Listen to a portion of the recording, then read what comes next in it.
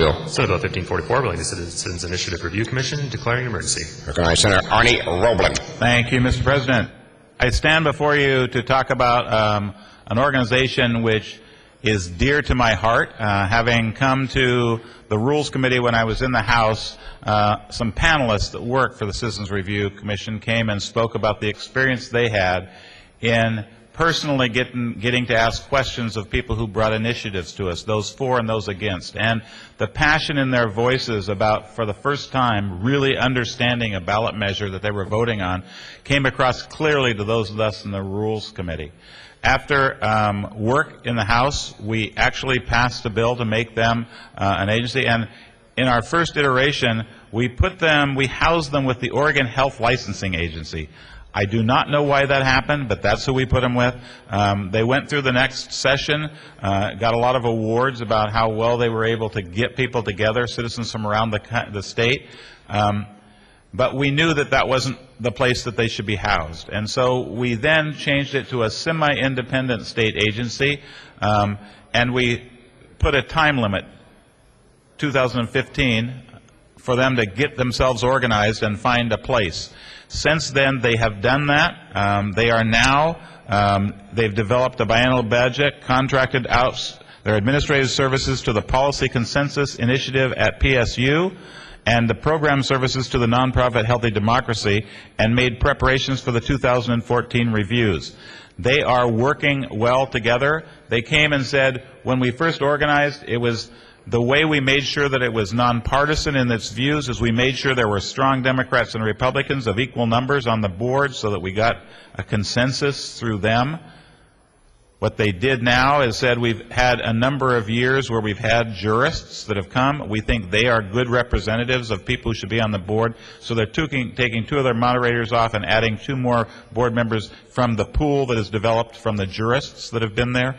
That's part of this bill. They're also removing the sunset. They have already put together about $220 of the $280,000 that they need to move forward. There is no money that comes from public money. They go out and get these grants from other people, so we don't spend any state money in this group. They will pick a few initiatives to review, and the reports coming out from voters who read the voter pamphlet say that 50% of those read their actual statement in the deal and find it to be the most persuasive, and the conversations that they have, the most understanding of the bill, comes from their reading of that as opposed to the descriptions that are in the voters pamphlet. We think it continues to be a great program. They have won national and international awards, and I just state, in 2012, the International Association of Public Participation National and International Program of the Year awards were given to them. I believe that they have shown themselves. They have now found a house and a place so that they can continue to do this valuable service to letting Oregonians better understand the ballot measures that stand for them to vote on. So I urge your aye support.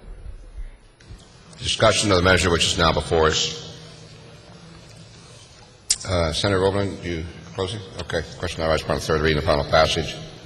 The Senate Bill 1544. Those in opinion of bills to pass will say aye. Those opposed, no. Clerk, please call the roll. Winters, Baird Sugar, Bates, Byer, Boquist, Burdick, Close, Dembro, Devlin, Edwards, Ferrioli, George, Girard, Hansel, Hass, Johnson, Knope, Cruz, Monis Anderson, Monroe, Olson, Brzezinski, Roblan, Rosenbaum, Shields, Starr,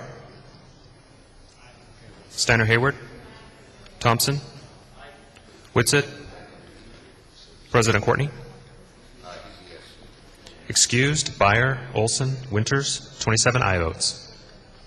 The Senate Bill 1544, having received the constitutional majority, is declared passed.